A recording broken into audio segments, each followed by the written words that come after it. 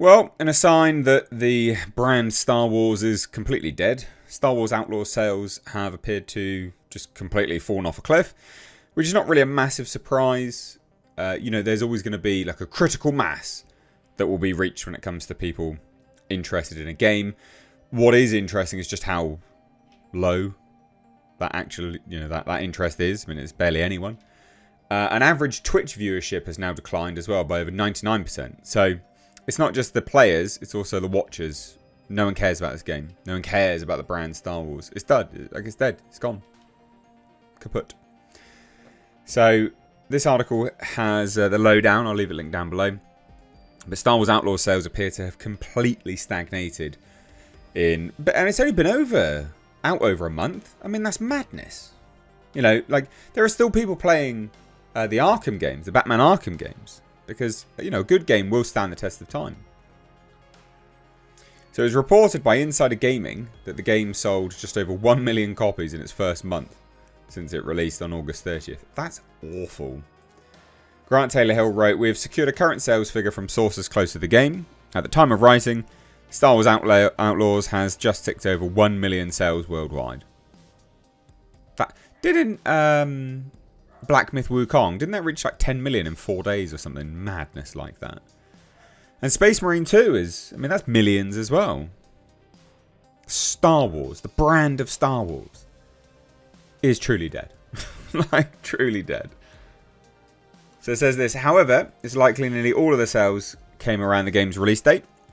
It was reported by games industry head Christopher Dring that the game's sales were 55% lower than that of Star Wars Jedi Survivor and just 15% bigger than Avatar Frontiers of Pandora, based on, at the very least, the UK retail chart. So a week later he continued and said that Star Wars Outlaws UK figures were lower than he expected, digital and physical data via GSD, but did a fair bit more than Avatar, 52% more. That's good. About half of Assassin's Creed Mirage. Plenty of opportunity to drive more units on this one as we head into quarter 4. Probably not, though. So Nintendo Life, they noted anyway that the game originally debuted at the top of the UK charts. By its second week, it fell to second. It dropped to 5th in its third week. And in its overall third week, it moved back up to 4th. Then its 4th week, it had fallen to 13th, 15th, down to 17th. 5th week down to 17th. And then it's in its 6th week, the game is now at 30th. So, it is just dead. So the game's not just fallen down the UK sales chart. Retail Insider shared with That Park Place that following the game's initial release, it has not sold a single copy of the game. Wow. So there are other pieces of evidence as well. The game is no longer on True Trophy's top 40 most popular PlayStation games chart. So that's a pretty key indicator as well. Similarly, the game is not on True Achievements top 40 Xbox gameplay chart either. And Twitch Tracker also notes that streams of the game are only averaging 176 viewers across an average of 32 channels. At its peak, so just for comparison's sake, had an average peak of 45,500 viewers across 757 channels. So you can see how just how bad it is. It's dropped off the face of the planet. So it notes that the average viewers declined 87% from August to September. And it has actually declined over 99% if you look at average viewers and compare it to the average peak of 45,500 when it launched in August. This is real bad. Real bad. No one's interested in playing it. No one's interested in watching it. And they feed into one another. So the creators, if they feel like the viewers are dropping off, they're going to stop playing it. Right? So it's like this symbiotic relationship. And it just feeds into one another. So the game will likely see a slight increase in players when it arrives on Steam in November 21st. That will be really interesting, actually, just to see. I don't think it will be that much of a boost, but that will be genuinely interesting because you got to remember that it's had months, by that point 2 months or so, of people,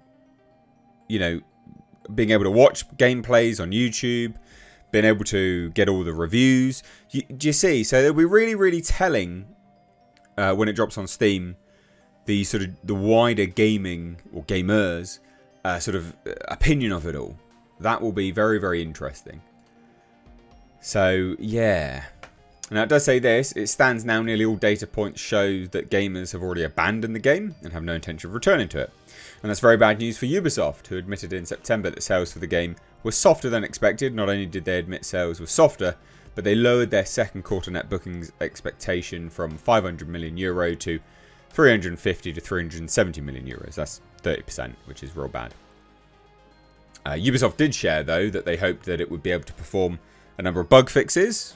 I don't think it's bugs that people have an issue with. I mean, it's part of it, obviously. And then they wanted to find a way to sell the game during the Christmas season. Quote, in response to player feedback, Ubisoft development teams are currently fully mobilized to swiftly implement a series of updates to polish and improve the player experience in order to engage a large audience during the holiday season to position Star Wars Outlaws as a strong, long-term performer. I don't understand how they're going to be doing that, because like 700 of their staff are on strike at the moment, because apparently that's just, you know, what people do these days. They were asked to come in the office 3 days a week, and they've all striked like a bunch of absolute pansies. Really weird. So looking at this data, it's hard to believe that simply doing a bunch of bug fixes will boost the game. It's not going to. And again, it's had months of people discussing it, watching gameplays of it, watching all the cutscenes of it as well. You know, Ubisoft were really dumb not to release this at the same time on Steam. And I say that because, I mean, that's just common sense, isn't it? You release it at the same time on Steam, so it hits all markets all at the same time, and there's actually less a possibility of people being put off by your game and actually being duped into buying it. Now, obviously, that's not the right thing to do, but from a business perspective, it is the right thing to do. So they were really, really stupid not to do that. I do not think it will do any numbers on Steam. I mean, it'll do some, but negligible. You know, we're not talking like another 1 million copies. Like, God, no. No.